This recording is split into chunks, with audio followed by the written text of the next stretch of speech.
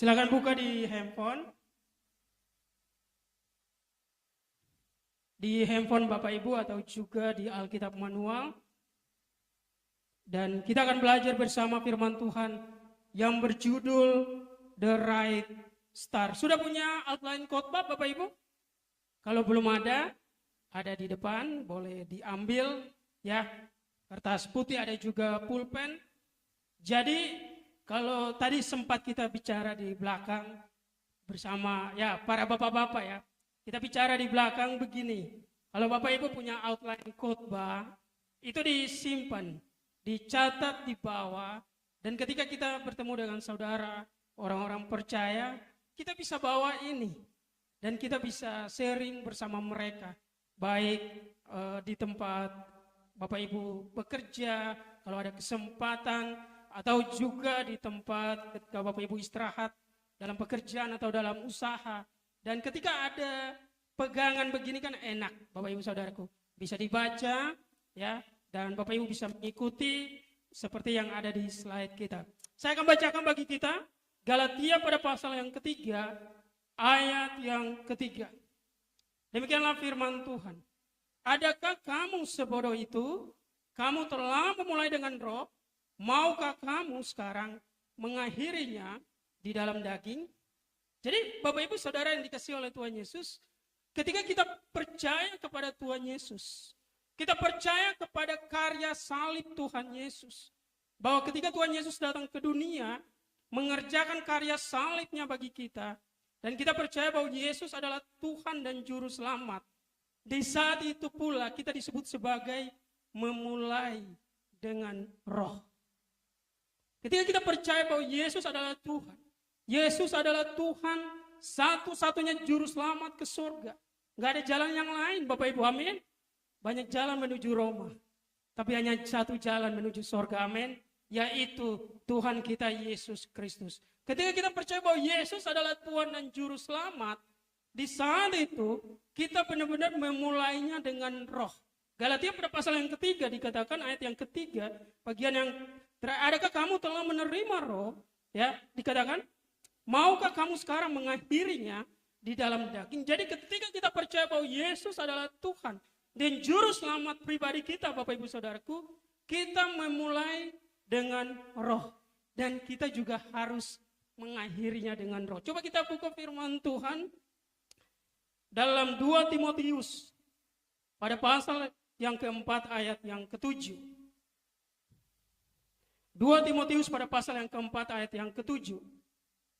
Di perjanjian baru 2 Timotius pada pasal yang keempat ayat yang ketujuh. Dikatakan begini, aku telah mengakhiri pertandingan yang baik. Aku telah mencapai garis akhir. Dan aku telah memelihara iman. Bapak Ibu Saudara yang dikasihi oleh Tuhan Yesus, the right start, kita memulai sesuatu the right start atau memulai dengan cara yang benar, dilanjutkan dengan the right move. Ada pergerakan yang benar. Kita memelihara iman. Dan diakhiri dengan apa? Finishing well. Mengakhiri dengan baik. Jadi kalau startnya sudah benar, Bapak Ibu Saudaraku, kita sudah memulai dengan roh. Ya, kita sudah memulai dengan roh seperti Paulus katakan kepada surat jemaat di Galatia. Dan kita harus dikatakan di sini memelihara iman. Apapun pergerakan kita, apapun yang kita lakukan dalam kehidupan kita, ketika kita sudah percaya Yesus adalah Tuhan, tugas kita adalah memelihara iman kita. Pelihara iman gak gampang Bapak Ibu Saudara. Amin. Pelihara iman gak gampang. Makanya ketika kita mulai komitmen untuk percaya bahwa Yesus adalah Tuhan, kita mulai the right start itu benar. Kita mulai komitmen untuk hidup baru di hadapan Tuhan. Selanjutnya dibutuhkan namanya konsisten. Kita harus memelihara iman. Memelihara iman Bapak Ibu Saudaraku itu sepanjang hidup. Amin. Seumur hidup kita harus bisa memelihara iman kita di dalam Tuhan. Kenapa sih orang percaya harus memelihara imannya? Dikatakan di Efesus pada pasal yang kedua ayat yang ke-10. Coba kita buka di Efesus pada pasal yang kedua ayat yang ke-10. Firman Tuhan katakan begini, Karena kita ini apa? Buatan Allah. Diciptakan dalam Kristus Yesus untuk melakukan pekerjaan baik yang dipersiapkan Allah sebelumnya. Ia mau supaya kita hidup di dalamnya. Jadi Bapak Ibu Saudara yang dikasihi oleh Tuhan Yesus, kita bisa memelihara iman ketika kita percaya Yesus adalah Tuhan. Kita punya komitmen untuk hidup baru di hadapan Tuhan. The right start itu sudah benar. Kenapa kita harus hidup pelihara iman? Karena kita buatan Allah, Bapak Ibu Saudaraku. Kita buatan sorga, amin. Orang kalau buatan sorga, itu kehidupannya sama seperti kehidupan yang ada di sorga. Orang kalau buatan sorga, Bapak Ibu Saudaraku, dia paham bahwa kehidupannya harus sesuai dengan kebenaran firman Tuhan. Karena ada satu hukum yang berlaku di sorga, yaitu firman Tuhan. Makanya kalau kita buatan sorga, kita paham bahwa kita ini diri kita sekarang adalah buatan sorga. Kehidupan kita adalah kehidupan yang sesuai dengan firman Tuhan. Kehidupan yang mulai berubah dari duniawi kepada kehidupan yang ilahi. Kehidupan yang mulai berubah dari dulu suka-sukanya kita. Sekarang kita mau hidup sama seperti Yesus hidup. Amin. Kenapa? Karena kita buatan sorga, Bapak Ibu Saudaraku. Orang kalau buatan sorga, itu garansinya dari sorga, Bapak Ibu Saudaraku. Kita kalau punya handphone, Bapak Ibu, handphone saya buatan Cina. Kalau Bapak Ibu punya handphone buatan Korea Selatan, buatan Taiwan, buatan apalagi Amerika, ya kan? Ya Amerika, ya USA, buatan ya beberapa dari negara lain. Itu kalau handphone kita rusak, ada ketika kita beli handphone ada apa? Garansi, Bapak Ibu Saudaraku. Ada garansi, dan ketika rusak, kalau masa garansinya masih berlaku, kita akan memperbaiki handphone kita di tempat tersebut. Di perusahaan atau vendor yang bekerja sama dengan perusahaan yang menyelenggarakan garansi. Nah, kita ini buatan Allah. Garansi kita dari mana, Bapak Ibu Saudaraku? Dari Bapa di sorga. Dan garansi itu nggak ada expire, Bapak Ibu Saudaraku. Garansi itu berlaku seumur hidup kita. Makanya kalau orang buatan sorga, pasti dia bersyukur, Bapak Ibu Saudaraku. Orang kalau buatan sorga, dia sadar bahwa kehidupannya harus sesuai dengan kebenaran firman Tuhan. Orang kalau buatan sorga, itu selalu diberikan hikmat oleh Tuhan. Makanya kenapa kita harus pelihara iman? Kita sudah start, kita sudah memulai dengan baik, kita sudah memulai dengan cara yang benar. Maka kita harus pelihara iman. Jadi the right start itu penting. Komitmen penting di awal. Memulai dengan penting, memulai dengan benar di awal penting, Bapak Ibu Saudaraku. Tapi kita harus memelihara iman itu. Kita pelihara sepanjang umur hidup kita. Sampai Paulus katakan tadi di 2 Timotius pada pasal 4 ayat 7. Aku telah mengakhiri pertandingan dengan iman. Finishing well. Mengakhirinya dengan baik. Kita buka di slide yang pertama. Bapak Ibu boleh mencatat di outline khotbah yang ada. Dikatakan begini, salah satu rahasia mengapa Yesus mampu berjalan setiap hari dalam pengalaman supernatural adalah bagaimana ia memulai hari dengan cara yang benar atau the right start. Bapak Ibu kalau masih mengingat khotbah saya beberapa waktu lalu, ya, khotbah saya beberapa waktu lalu dikatakan begini. Ketika Yesus memulai harinya, ya, ketika Yesus memulai hari, Yesus pergi ke tempat yang sunyi. Kemungkinan khotbah saya di tanggal 22 September kalau nggak salah. Kalau nggak salah, Bapak Ibu Saudaraku, ada di YouTube soalnya. Di YouTube gereja ada. Bapak Ibu bisa buka di situ. Ketika Yesus memulai harinya, Yesus pergi ke tempat yang sunyi. Ya. Yesus pergi ke tempat yang sunyi, apa yang Yesus lakukan? Berdoa. Jadi Yesus memulai harinya dengan cara yang benar, yaitu berdoa, Bapak Ibu Saudaraku. Dan kemudian ketika hari menjelang sore, Yesus mengakhiri harinya juga dengan berdoa. Itu adalah cara yang benar, Bapak Ibu Saudaraku. Itu adalah orang percaya yang buatan sorga, yang buatan Allah. Dia mau memulai harinya dengan berdoa dan mengakhiri harinya dengan berdoa. Terkadang dalam kehidupan kita memulai hari kita berdoa, Bapak Ibu Saudaraku. Tetapi biasanya mengakhirinya, terkadang kita lupa berdoa. Kenapa? Macet, capek, hujan, ya hujan, sampai rumah sudah tengah malam. Bapak Ibu Saudaraku ingat baik, garansi dari kerajaan Allah nggak ada expire-nya. Artinya ketika kita mau menghadap Allah pun, kapanpun kita bisa menghadap Allah. Amin. Kapanpun. Nggak ada waktu tertentu. Tetapi di saat Bapak Ibu punya waktu yang terbaik, punya waktu kapanpun, boleh datang kepada Tuhan. Jadi orang percaya yang buatan Allah, yang buatan sorga, dia harus mengikuti apa yang Yesus lakukan. Ya, dengan cara yang benar. Memulai hari dengan cara yang benar. Memulai hari dengan berdoa, mengakhiri hari dengan berdoa. Jadi apa yang Yesus lakukan, itu juga yang kita lakukan. Tapi Bapak Ibu Saudaraku, bukan berarti kalau Yesus disalibkan, kita pun disalibkan. Bukan itu, bukan Bapak Ibu Saudaraku. Kita mengikuti apa yang Yesus lakukan.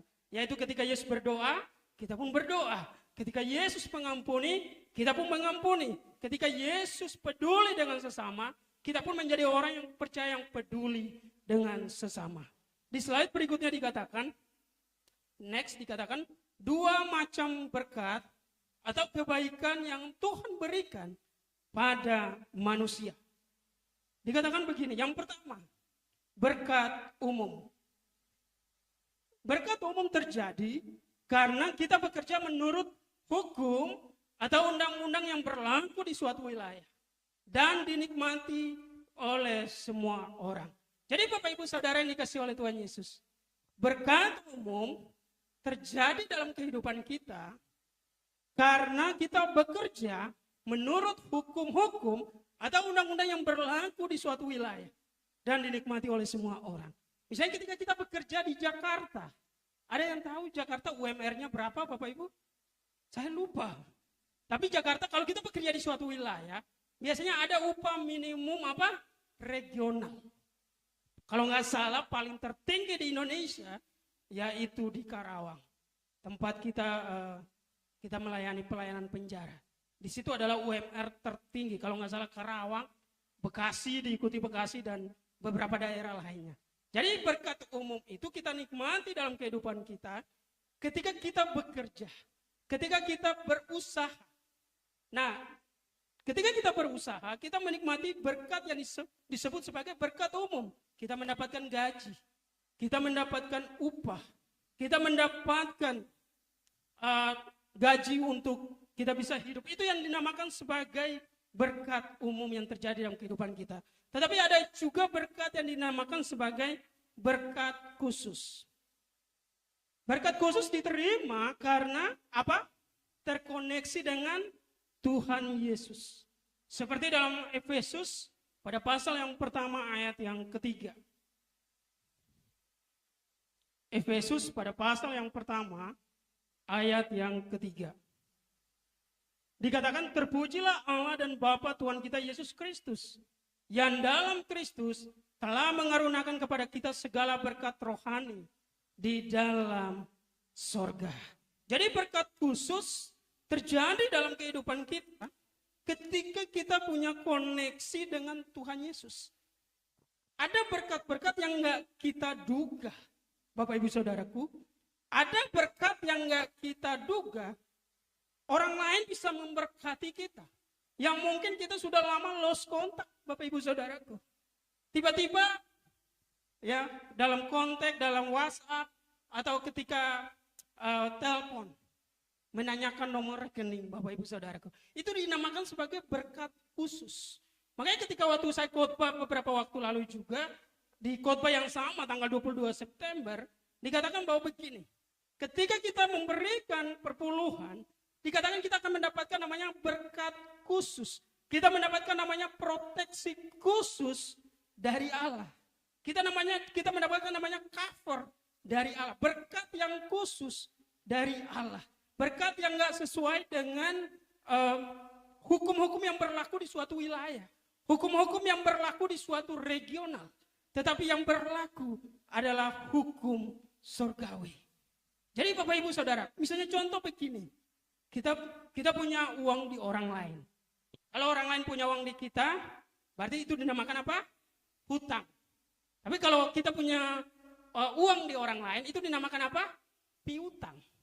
Kita punya piutang di orang lain. Saya orang akuntansi, Bapak Ibu Saudara. Jadi memang terkadang ya istilah-istilahnya begitu. Piutang maksudnya kita meminjamkan orang lain uang. Dan kemudian sudah lama, Bapak Ibu Saudaraku, sudah lama kita kontak nggak dibalikin, udah lama bertahun-tahun. Dan ketika tanpa kita duga, suatu saat ada informasi, ada kita di WhatsApp, atau kita di SMS, atau kita di telepon, dengan maksud untuk membayar apa yang menjadi kewajiban keuangannya. Dan sebenarnya kita nggak mengharapkan lagi, Bapak Ibu, kenapa? Sudah tahunan. Kita aja udah lupa, Bapak Ibu Saudara dikasih oleh Tuhan Yesus. Makanya kalau anak Tuhan punya hutang, Bapak Ibu Saudaraku, didoakan dan juga dibayar. Amin. Makanya kalau anak Tuhan punya hutang harus dibayar.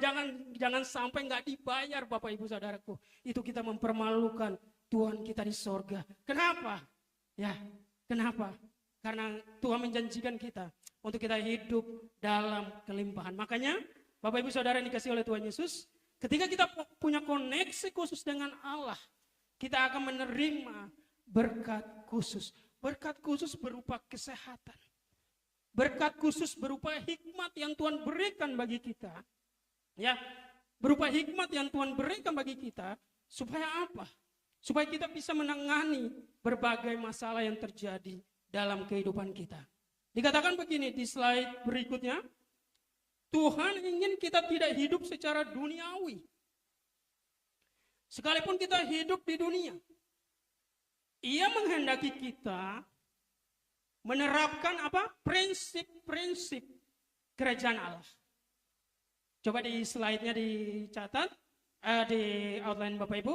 Ia menghendaki kita menerapkan prinsip-prinsip kerajaan sorga. Kebenaran firman Tuhan agar menerima segala kekayaan yang tersimpan di sorga.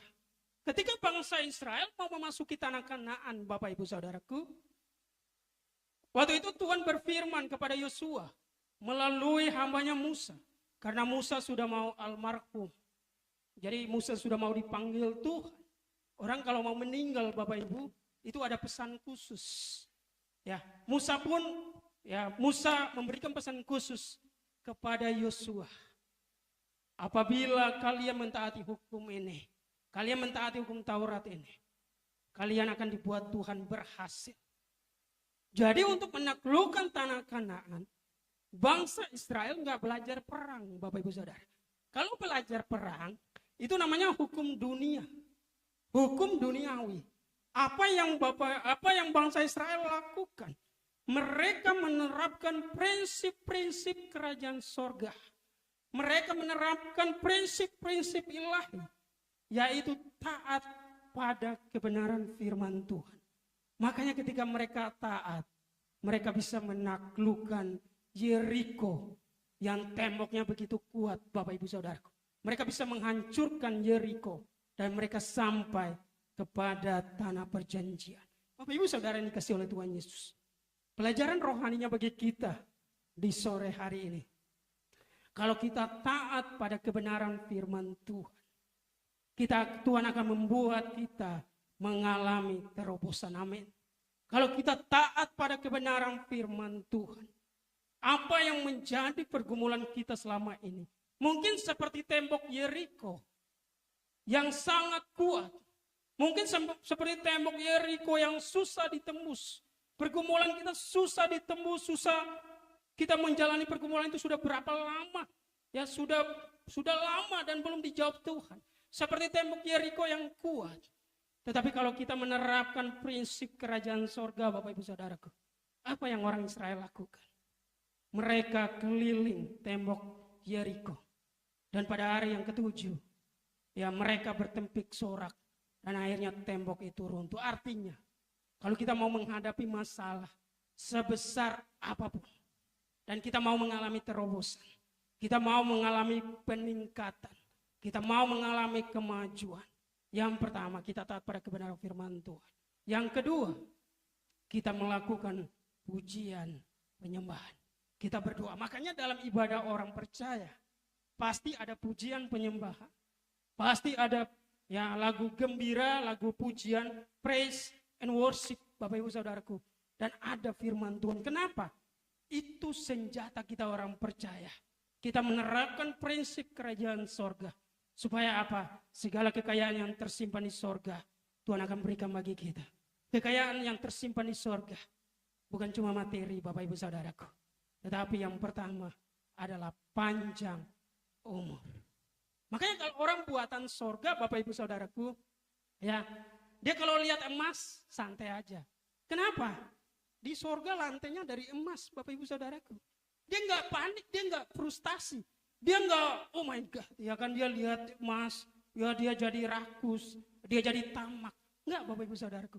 Orang kalau buatan sorga lihat emas biasa. Kenapa? Karena di kerajaan sorga, emasnya diinjak-injak, Bapak Ibu Saudaraku. Kenapa? Lantainya dari emas, Bapak Ibu Saudaraku.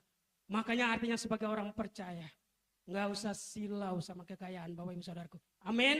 Tetapi justru kita silau atau kita mengandalkan yang memberikan kekayaan kepada kita. Amin. Makanya orang kalau buatan sorga dikatakan, dia akan menikmati apa yang sorga, apa yang tersimpan di sorga.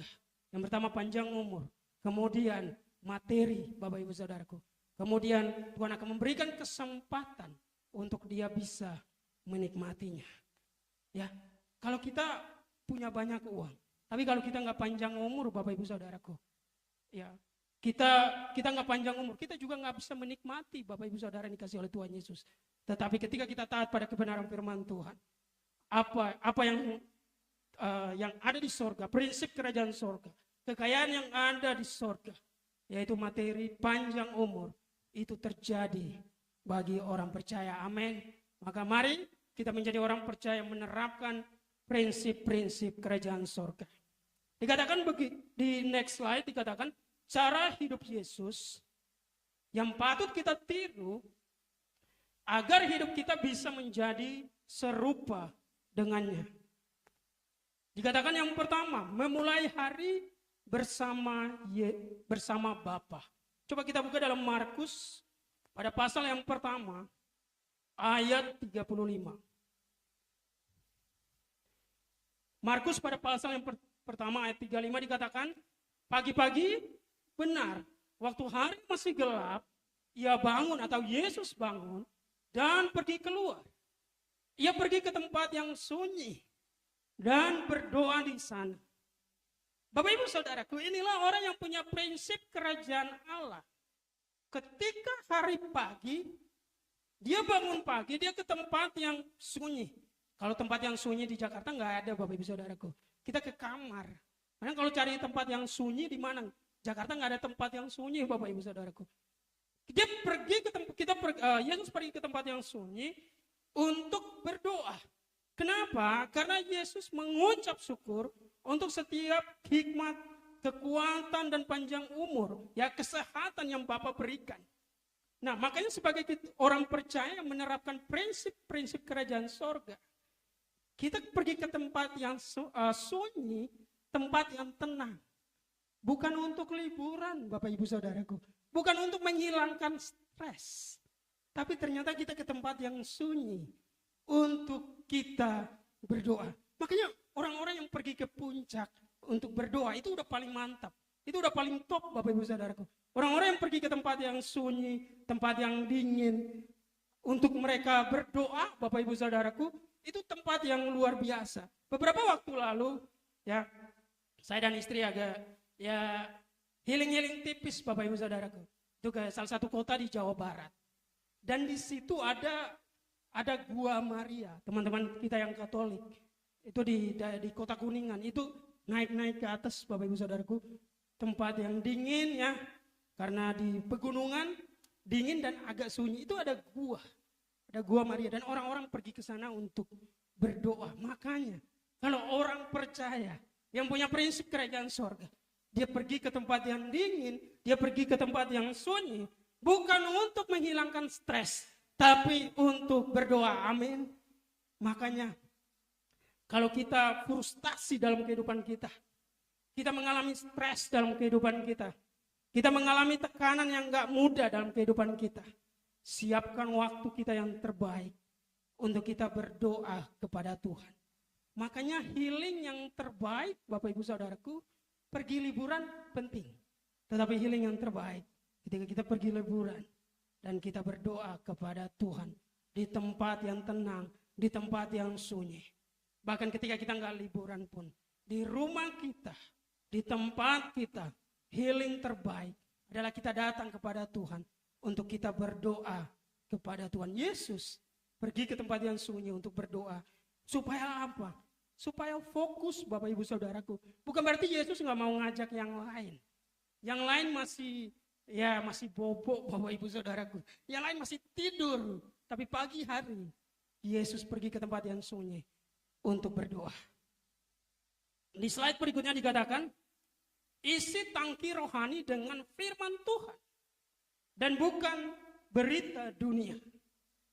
Isi tangki rohani dengan firman Tuhan dan bukan berita dunia. Apa yang mengisi hati dan pikiran di pagi atau awal hari sangat menentukan kehidupan seperti apa yang akan kita jalani di sepanjang hari.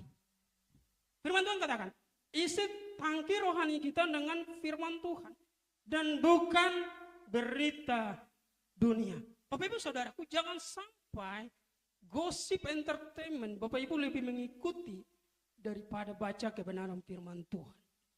Jangan sampai berita yang viral Bapak Ibu lebih paham daripada kita membaca kebenaran firman Tuhan.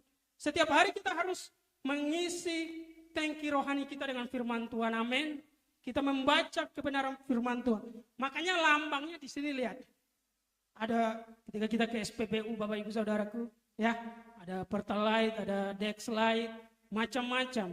Kalau orang mau mengisi di SPBU, biasanya bapak-bapak kalau minyak di mobil tinggal 1 bar, Bapak Ibu Saudaraku. Kalau istrinya ngomel, pasti dia bilang, ini masih bisa sampai Papua. Ya, ini masih bisa berlaku sampai jauh, Bapak. Itu hanya untuk menenangkan diri. Saya pengalaman, Bapak Ibu Saudaraku. Saya dulu orang yang sangat meremehkan, walaupun sisa 1 bar. Nantilah kita cari pom bensin di tempat berikutnya. Pernah satu saat saya mengalami macet di tol Wiyoto Wiono. Menuju ke tol pelabuhan, itu saya kena macet hampir 4 jam. Kenapa? Ada tronton yang keguling dekat Stadion JIS, Bapak Ibu Saudara. Jadi saya sampai ngantuk, sampai ambil aqua, cuci muka. Ya buka pintu depan, saya sampai cuci muka, ngantuk Bapak Ibu Saudara. Tapi puji Tuhan hari itu, karena istri agak sedikit memaksa dan cerewet, jadi kita ngisi lumayan banyak. Jadi ketika kena macet, kita nggak khawatir. Kalau BBM-nya masih cukup. Coba kalau nggak ikutin apa mau istri Bapak Ibu Saudaraku. Ya, pasti kita akan cari jalan keluar yang tercepat untuk mencari SPBU. Makanya terkadang perkataan istri benar juga Bapak Ibu Saudara yang dikasih oleh Tuhan Yesus. Ya, walaupun kadang nggak selalu benar, tapi lebih banyak benarnya juga. Amin. Makanya kalau biasanya istri kan perasa Bapak Ibu Saudara ya. Kan perasaannya, willingnya lebih bagus. Jadi terkadang dalam situasi tertentu harus mengikuti Bapak Ibu Saudaraku. Amin. Jadi katakan isi tangki rohani kita dengan firman Tuhan dan bukan berita dunia. Ketika kita sedang membaca kebenaran firman Tuhan, sebenarnya kita sedang membangun diri kita, memberikan makan bagi tubuh, jiwa, dan rohani kita Bapak Ibu Saudaraku. Makanya karena firman Tuhan itu mencakup semua hal. Firman Tuhan itu mencakup semua aspek dalam kehidupan kita. Makanya ketika kita membaca firman Tuhan, seperti kita punya semangat untuk memulai hari kita. Seperti kita digerakkan untuk kita lebih powerful, untuk kita lebih luar biasa, on fire. Ketika kita memulai hari kita, Bapak Ibu Saudaraku. Makanya isi tangki rohani kita dengan firman Tuhan. Supaya kita memulai hari kita dengan baik. Kalau pagi hari yang baik, itu menentukan apa yang terjadi pada kehidupan kita sepanjang hari itu. Kalau kita memulai hari dengan benar, kita memulai hari kita kita start hari kita, the right start hari kita dengan benar, Bapak Ibu Saudaraku. Ya, memulai hari kita dengan benar. Kita berdoa kepada Tuhan. Kita baca kebenaran firman Tuhan. Ya, maka sepanjang hari itu kita akan disertai oleh Tuhan. Sepanjang hari itu, percayalah kita menerima berkat dari Tuhan. Kenapa? Karena kita memulainya dengan cara yang benar. Dulu waktu saya mahasiswa, ya, saya kalau naik kendaraan umum, Bapak Ibu Saudaraku, ada handphone saya dengar lagu, pakai headset juga. Tapi kemudian saya buka Alkitab di handphone dan saya baca, Bapak Ibu Saudaraku. Mungkin kita juga, kalau kita nyetir kan nggak mungkin sambil baca. Tetapi ketika kita beristirahat, kita punya waktu. Mungkin kita adalah orang yang sibuk, Bapak Ibu. Kita adalah orang yang sibuk. Tapi ketika kita punya kesempatan, kita punya waktu, kita baca 1-2 pasal. Ya, jangan 1-2 ayat, Bapak Ibu Saudara. 1-2 pasal. Dan bacanya berurutan, Bapak Ibu Saudaraku. Dan percayalah hari itu, kita akan memenangkan hari itu. Ternyata, kalau kita mau memenangkan sebuah hari, kita memulainya bersama Yesus. Mengakhirinya bersama Yesus. Dan juga mengisi tangki rohani kita dengan kebenaran firman Tuhan. Amin. Jadi memulainya, startnya bersama Yesus. Mengisi hari itu dengan firman Tuhan. Di sela-sela pekerjaan usaha bisnis kita. Di sela-sela kesibukan kita. Dan akhirnya kita mengakhirinya hari itu bersama dengan Tuhan Yesus. Orang kerja aja di sekuler, Bapak Ibu Saudaraku. Ada break time-nya, ada waktu istirahat. Yaitu jam 12. Nah justru di waktu istirahat itu kita pakai untuk setelah kita makan siang. Kita pakai juga kalau kita punya kesempatan. Kita pakai untuk membaca kebenaran firman Tuhan. Amin. Dan di slide berikutnya dikatakan, memulai hari dengan menerima arahan Bapa akan memampukan kita memenuhi rencana Tuhan. Memulai hari, kembali ke slide sebelumnya, memulai hari dengan menerima arahan Bapa akan memampukan kita memenuhi rencana Tuhan. Dalam kehidupan kita, Bapak Ibu Saudara yang dikasihi oleh Tuhan Yesus, kita mau memulai hari bersama Tuhan, kita berdoa. Kita berdoa, tapi pernah nggak memulai hari kita? Kita bertanya kepada Tuhan, apa yang Tuhan mau kita lakukan hari ini? Di sela kesibukan kita, di sela-sela pekerjaan kita, di kesibukan usaha bisnis kita. Kita pernah nggak kita bertanya kepada Tuhan, apa yang Tuhan mau untuk kita lakukan hari ini? Saya percaya Bapak Ibu Saudaraku, suara Tuhan itu bisa melalui hati kita, amin. Tuhan bisa berbicara melalui hati kita. Tuhan bisa berbicara ketika kita membaca kebenaran firman Tuhan. Tapi suara Tuhan juga bisa berbicara melalui orang lain. Pokoknya kalau Tuhan mau berbicara kepada kita, berarti Tuhan mau mengatur supaya hari depan kita aman. Hari depan kita luar biasa. Apa yang orang lain gak tahu di hari depan, sebenarnya Tuhan sedang memberikan kita sinyal untuk melakukan sesuatu supaya kita menang di beberapa waktu ke depan. Makanya anak Tuhan itu harus memiliki kepekaan pada suara Tuhan, Bapak Ibu Saudaraku. Pernah suatu kali ketika saya mengisi BBM di salah satu daerah di Jakarta Utara. Dan ketika itu seorang petugas, saya kalau ngisi BBM saya pasti turun dari mobil. Dan seorang petugas yang saya nggak kenal, beliau juga nggak kenal saya, Bapak Ibu Saudaraku. Dia katakan begini, ya Pak, nanti ngisi ada barcode dari Pertamina. Biasanya kan ada kalau yang ngisi Pertalite, Bapak Ibu Saudaraku, ada barcode dari Pertamina yang kita harus masuk ke website Pertamina untuk kita ngisi. Oh iya, makasih ya saya bilang. Terima kasih ya sudah mengingatkan. Saya tanya websitenya, tapi saya diamkan Bapak Ibu Saudaraku. Seminggu kemudian, saya diingatkan lagi di SPBU yang lain. Mengenai pesan yang sama Bapak Ibu Saudara. Kemudian karena daripada diingatkan terus, mendingan saya buka websitenya, saya daftar. Dan saya daftar waktu itu keluar barcode yang dikirim via email kepada saya. Apa yang terjadi? 2 minggu setelah itu, saya mengisi BBM di tempat Karena daerah saya perbatasan sama Banten atau kota Tangerang. Saya mengisi ternyata SPBU itu masuk di kota Tangerang. Dan petugasnya tanya, Bapak sudah punya barcode belum? Saya tanya, barcode apa? Barcode dari Pertamina. Kemudian apa? Saya ambil, saya kasih tunjuk Bapak Ibu Saudaraku. Oke, berarti kita bisa ngisi Pertalite. Saya tanya, itu yang antri panjang ngapain? Mereka sedang mendaftar, ya, mendaftar untuk mendapatkan bisa mengisi Pertalite. Ternyata Bapak Ibu Saudaraku, kalau Tuhan bicara sama kita, Tuhan bicara sama kita, Tuhan mengasihi kita, dan kita selangkah lebih maju dari orang lain. Orang boleh ngantri, kita sudah duluan Bapak Ibu Saudara. Kenapa? Kita taat sama suara Tuhan. Baik itu melalui orang lain, baik itu melalui firman Tuhan yang kita baca, baik itu melalui teman-teman kita mengingatkan. Pokoknya kalau ada satu pesan yang sudah diulang terus menerus sampai kita bosan mendengarnya Bapak Ibu Saudaraku, coba kita lakukan. Ada rencana Tuhan di balik itu semua. Amin. Ada rencana Tuhan bagi kita supaya kita mengalami kemenangan. Orang lain belum sampai di tahap itu. Kita sudah melewati tahap tersebut. Kenapa? Karena kita taat sama suara Tuhan. Di slide berikutnya dikatakan semakin berat beban atau tanggung jawab yang kita pikul, hubungan kita dengan Tuhan pun harus jauh lebih berkualitas. Seandainya ada raja, ya, seorang dikatakan kekuatan kita bergantung.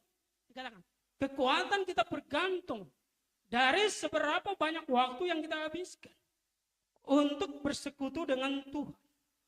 Jadi Bapak Ibu Saudaraku, semakin banyak beban, semakin banyak tanggung jawab dalam pekerjaan kita, dalam pelayanan kita, dalam usaha bisnis kita, semakin berat tanggung jawab itu yang kita pikul Bapak Ibu Saudaraku, justru kita harus meningkatkan hubungan kita dengan Tuhan.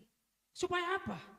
Supaya Tuhan memberikan kita hikmat untuk bisa menyelesaikan setiap permasalahan yang terjadi. Karena semakin besar posisi kita Bapak Ibu Saudaraku, semakin besar tanggung jawab kita, semakin besar juga hal yang harus kita pertanggungjawabkan. Supaya lebih berkualitas, ya, kita harus semakin berat beban atau tanggung jawab yang kita pikul, kita harus meningkatkan hubungan kita dengan Tuhan. Artinya ada seorang presiden di Amerika dikatakan begini, ketika dia sibuk, dia berdoa 1 jam. Tetapi ketika dia sangat sibuk, dia berdoa kurang lebih 2 jam. Atau di atas 1 jam Bapak Ibu Saudaraku. Artinya dia presiden Amerika. Presiden Amerika itu presiden dunia Bapak Ibu Saudara. Dia ngurusin bukan cuma Amerika, dia ngurusin seluruh dunia. Itu kalau dia sibuk, dia berdoa 1 jam. Kalau dia sangat sibuk, dia berdoa di atas 1 jam. Saya percaya kita di sini nggak lebih sibuk dari presiden Amerika, amin. Ya, dia punya banyak hal yang harus dia lakukan Bapak Ibu Saudaraku. Artinya di sini firman Tuhan memberikan dorongan kepada kita. Seberapa besar pun tanggung jawab kita, seberapa besar pun kesibukan kita, kita harus meningkatkan hubungan kita dengan Kristus. Nggak ada kata sibuk. Ya, Pak, ayo kita doa. Sibuk Pak, saya nggak bisa doa. Tuhan nggak pernah punya alasan. Ketika Tuhan bilang memberikan kita panjang umur, Tuhan memberikan kita berkat, Tuhan nggak memberikan alasan. Nanti ya saya masih sibuk. Terkadang kita Bapak Ibu Saudaraku, kitanya yang banyak alasan dengan kesibukan kita. Padahal ketika kita mau minta berkat daripada Tuhan, kita mau cepat-cepat. Tetapi ketika kita punya hubungan dengan Tuhan, kita memberikan alasan sibuk. Artinya di sini kita belajar. Kita mau meningkatkan hubungan kita dengan Tuhan. The right start, cara yang benar. Mengawali cara yang benar. Kita mengawali hari kita. Dan memulai hari itu, mengisi hari itu. Seberapapun sibuknya kita meningkatkan hubungan kita dengan Tuhan.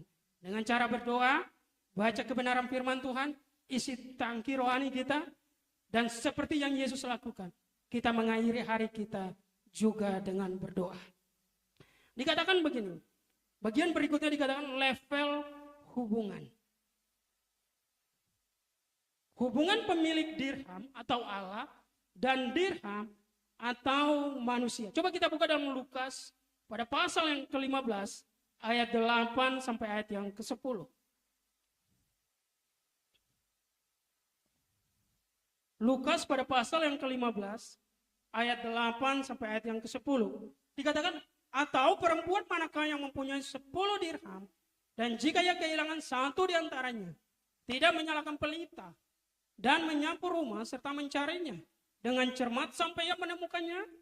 Dan kalau ia telah menemukannya, ia memanggil sahabat-sahabat dan tetangga-tetangganya dan berkata, bersukacitalah bersama-sama dengan aku, sebab dirhamku yang hilang itu telah kutemukan. Aku berkata kepadamu, demikian juga akan ada sukacita pada malaikat-malaikat Allah karena satu orang berdosa yang bertobat. Dirham itu berbicara mata uang, Bapak Ibu Saudaraku. Jadi kalau dalam perjanjian lama ada istilahnya sikal. Makanya kalau emas pada zaman Salomo ditakar pakai sikal. SYIKAL. Sikal, Bapak Ibu Saudaraku. Tetapi dalam perjanjian baru pada zaman Romawi, sikal itu dirubah menjadi dirham. Jadi 1 dirham itu adalah upah pekerjaan sehari. Makanya dikatakan di firman Tuhan tadi, ibu itu mempunyai 10 dirham. Dia cari karena hilang, Bapak Ibu Saudaraku. Ya, dia cari, dia kehilangan, dia mempunyai 10 dirham. Dan jika dia kehilangan satu di antaranya, dia akan cari. Kenapa? Karena 1 dirham itu bisa cukup untuk hidup 1 hari. Upah minimum 1 hari. Kayak di Jakarta kemungkinan 1 hari 150.000 sampai 200.000. Itu kalau 1 hilang, ya. Kita punya uang 2 juta, 200.000 hilang. Kita akan cari, Bapak Ibu Saudaraku, sampai kita ketemu. Dan ketika kita ketemu, kita akan sukacita. Seperti juga dikatakan, orang percaya. Kalau kita orang percaya, orang berdosa yang dia datang kepada Tuhan. Ya, 1 orang yang berdosa datang kepada Tuhan, maka sorga akan bersukacita. Dikatakan begini, gambaran orang percaya yang disayang Tuhan, namun tidak merasa kalau Tuhan menyayanginya. Tidak merespon ketika Tuhan cari. Ada orang-orang percaya, Bapak Ibu Saudara, dalam kehidupan kita, mereka dalam kehidupannya, mereka nggak paham bahwa Tuhan menyayangi mereka. Dengar baik, Bapak Ibu Saudaraku. Apapun kehidupan kita hari ini, apapun yang kita lakukan, baik itu menyenangkan Tuhan atau juga menyakitkan Tuhan, Tuhan tetap sayang sama kita. Amin. Tuhan tetap mengasihi kita. Makanya selagi kita diberi napas hidup untuk kita hidup, Bapak Ibu Saudaraku, Tuhan masih sayang kepada kita. Tuhan masih mengasihi kita. Makanya apa yang harus kita lakukan? Dikatakan, kita datang kepada Tuhan. Makanya firman Tuhan, marilah kepadaku yang letih lesu dan aku akan memberi kelegaan kepadamu. Makanya Bapak Ibu Saudaraku, apapun yang kita lakukan hari ini, baik itu yang menyakiti Tuhan, baik itu yang menyenangkan Tuhan, datang kepada Tuhan. Karena Tuhan masih sayang sama kita. Karena Tuhan masih menyakiti kita. Tuhan masih mengasihi kita. Tuhan gak mau menyakiti kita. Tetapi justru Tuhan sayang kepada kita. Makanya dikatakan yang kedua, tidak merespon ketika Tuhan cari. Seperti anak yang hilang, Bapak Ibu Saudara. Dia sadar ketika dia lihat situasinya sudah gak mendukung. Dia datang sendiri kepada Bapaknya. Itulah gambaran orang percaya. Dia sadar bahwa Tuhan masih mengasihi dia. Walaupun dia hidup dalam dosa. Dia sadar bahwa Tuhan masih mengasihi dia. Walaupun dia hidup dalam kecemaran. Dia sadar bahwa Tuhan masih sayang kepada dia. Bahwa kehidupannya masih menyakiti Tuhan. Makanya ketika dia sadar akan hal ini, dia akan datang kepada Tuhan. Dia akan datang karena Tuhan akan menunggu, Bapak Ibu Saudaraku. Jangan sampai nanti saya dengar suara Tuhan, baru saya datang. Enggak seperti itu. Ketika kita sadar, kita datang kepada Tuhan. Yang berikutnya dikatakan, di slide berikutnya, hubungan gembala atau Allah dan domba atau manusia. Hubungan gembala yang gembala dalam hal ini adalah Allah dan domba dalam hal ini adalah manusia. Dikatakan begini, gambaran orang percaya yang perlu banyak menghabiskan waktu dengan Tuhan agar mendengar dan mengenal suara gembalanya. Coba kita buka Lukas 15 ayat 4 dan 5. Sebentar lagi firman Tuhan kita selesai, Bapak Ibu Saudaraku. Lukas pada pasal yang ke-15 ayat 4 dan 5. Siapakah di antara kamu yang mempunyai 100 ekor domba, dan jikalau ia kehilangan seekor di antaranya, tidak meninggalkan yang 99 ekor di padang gurun, dan pergi mencari yang sesat itu sampai ia menemukannya, dan kalau ia telah menemukannya, ia meletakkannya di atas bahunya dengan gembira. Bapak Ibu Saudara yang dikasihi oleh Tuhan Yesus, cara orang Israel menggembalakan domba, gembalanya dari depan, Bapak Ibu. Gembalanya berjalan duluan, dombanya mengikuti. Beda sama kita di Indonesia, Bapak Ibu ya. Biasanya dombanya di depan. Saya percaya di tempat Bapak Ibu juga gitu, di daerah-daerah. Di Jakarta nggak ada. Tapi beberapa waktu lalu saya pernah ke daerah Tangerang kalau nggak salah. Itu saya masih ketemu banyak domba. Kalau Pak Neldi pasti paham, daerah Jalan Raya Perancis. Kalau Bapak Ibu, kalau sudah pernah lewat Jalan Raya Perancis, berarti Bapak Ibu tahu Jakarta yang sebenarnya. Jabodetabek yang sebenarnya. Itu jalan yang wow. Luar biasa. Rusaknya luar biasa Bapak Ibu Saudaraku. Bukan bagusnya. Dan di situ saya pernah lewat dan banyak domba Bapak Ibu Saudaraku. Tapi nggak ada gembalanya. Nah di sini katakan bahwa domba kehilangan satu domba. Dari 100 masih ada 99. Satu hilang Bapak Ibu Saudaraku. Gembalanya pergi mencari. Tapi dengar baik. Ketika gembalanya pergi mencari. Dia keliling. Dan ketika gembalanya memanggil. Dombanya merespon Bapak Ibu Saudaraku. Berarti harus ada respon, harus ada panggilan dari gembala, dan juga ada respon dari domba, Bapak Ibu Saudaraku. Barulah dikatakan hubungan itu terjadi dengan baik. Makanya antara hubungan orang percaya dan juga pemimpin di gereja seperti itu. Ketika pemimpin di gereja memanggil, ada respon Bapak Ibu Saudaraku. Jangan sampai kalau di WA nggak dibalas Bapak Ibu Saudaraku. Bertahun-tahun. Ya nggak apa-apa juga Bapak Ibu Saudaraku. Saya di handphone saya ada WA yang nggak balas. Kalau saya kan jarang hapus WA sampai WA saya penuh Bapak Ibu Saudara. Memorinya kadang penuh, WA-nya sendiri yang hapus Bapak Ibu Saudara. Pernah saya kok tiba-tiba ada pesan yang hilang. Ternyata dari WA yang riset sendiri. Karena sudah terlalu banyak Bapak Ibu Saudaraku pesan yang keluar. Berikutnya dikatakan di slide berikutnya. Hubungan antara Bapa atau Allah dan anak yang hilang atau manusia. Ini berbicara mengenai level hubungan Bapak Ibu Saudaraku.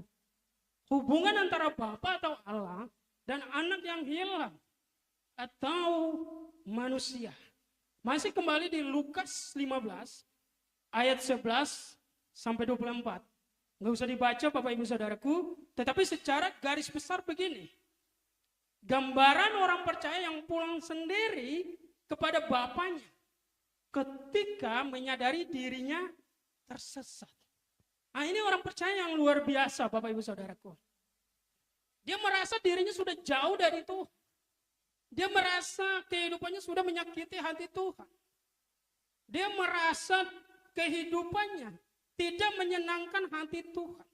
Dan kemudian dia ingat akan firman Tuhan. Marilah kepadaku semua yang letih lesu. Aku akan memberi kelegaan kepadamu. Dia ingat akan ayat itu. Kenapa dia ingat ayat itu? Karena dia pernah baca Alkitab, Bapak Ibu Saudaraku. Orang kalau ingat ayat, itu pasti karena dia pernah baca Alkitab. Atau juga, tapi lebih baik baca Alkitab itu akan ingat, Bapak Ibu Saudaraku. Ketika kita membaca, kita mengingat. Makanya gereja kita bukan hanya ketika khotbah, kita juga bukan hanya mendengar, tapi kita juga mencatat supaya kita ingat, Bapak Ibu Saudaraku. Dan anak ini ingat bahwa anak ini paham bahwa dia sudah jauh dari Tuhan. Dia sudah level hubungannya dengan Tuhan sudah sangat jauh Bapak Ibu Saudaraku. Dia sudah tersesat Bapak Ibu Saudaraku. Dan dia mengambil sebuah komitmen. Dia mau start kembali hubungannya dengan Bapa. Dia mulai the right start itu kembali. Dia memulai lagi hari hubungan yang benar bersama Bapa. Dia mau datang kepada Tuhan. Dengar baik. Apapun kondisi kita hari ini, apapun keadaan kita hari ini, kalau kita datang kepada Tuhan saat ini, Tuhan pasti terima kita. Amin. Apapun kehidupan kita yang mencemarkan Tuhan, apapun kehidupan kita yang sangat berdosa, Tuhan bisa mengampuni dosa kita. Semerah apapun Bapak Ibu Saudaraku, dengar baik, ini adalah kabar anugerah dari Tuhan. Semerah apapun dosa kita, seperti kain kirmisi Bapak Ibu Saudaraku, Tuhan akan mengampuni kita seperti salju. Amin.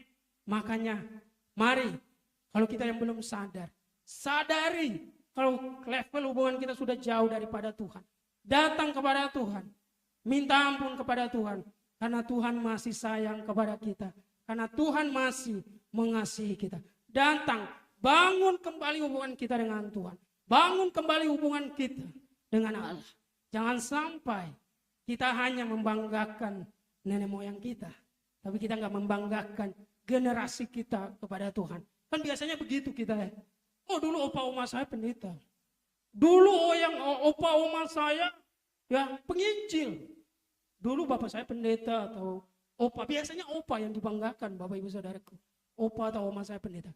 Kebanggaan itu harus terus terjaga sampai kita amin. Makanya mari Bapak Ibu Saudara yang dikasih oleh Tuhan Yesus, kita memulai hari kita bersama Tuhan. Mengisi hari kita dengan firman Tuhan. Mengisi tangki rohani kita dengan firman Tuhan. Dan juga mengakhiri hari kita bersama Tuhan. Itu yang dinamakan sebagai the right start. Apa yang Yesus lakukan, kita mengikutinya.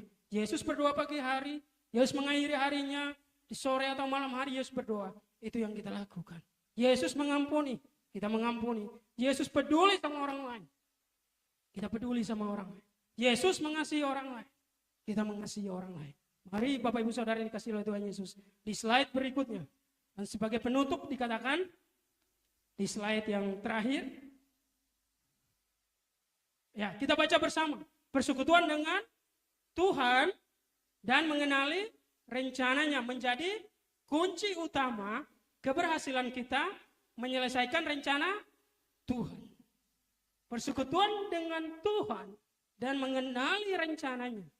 Menjadi kunci utama keberhasilan kita menyelesaikan rencana Tuhan. Doa saya, mari kita mulai hari kita bersama Tuhan. Mengisi hari kita dengan firman Tuhan. Dan juga mengakhiri hari kita bersama dengan Tuhan. Dikatakan berikutnya lagi, kalau ada terlewat, Bapak Ibu bisa tulis hubungan antara mempelai pria atau Yesus dan juga mempelai wanita atau gerejanya. Berbicara mengenai keintiman. Berbicara mengenai kedekatan kita bersama dengan Tuhan. Dikatakan, jadi gereja adalah, dikatakan Yesus adalah mempelai pria. Dan kita adalah mempelai wanita, orang percaya atau gereja Tuhan. Berbicara mengenai kedekatan Bapak Ibu Saudaraku. Orang kalau mau dekat dengan Tuhan, dia pasti rajin ibadah. Amin. Orang kalau mau dekat dengan Tuhan, punya hubungan yang dekat dengan Tuhan, dia mau doa. Orang yang mau punya hubungan dekat dengan Tuhan, dia mau baca firman Tuhan. Kiranya firman Tuhan ini menjadi berkat bagi kita, memberikan kita dorongan, memberikan kita kekuatan. Untuk semakin hari, kita tahu apa rencana Tuhan dalam kehidupan kita. Dan kita makin meningkatkan level hubungan kita bersama dengan Tuhan. Karena Tuhan mampu memulihkan setiap keadaan kita. Amin. Mari kita berdoa.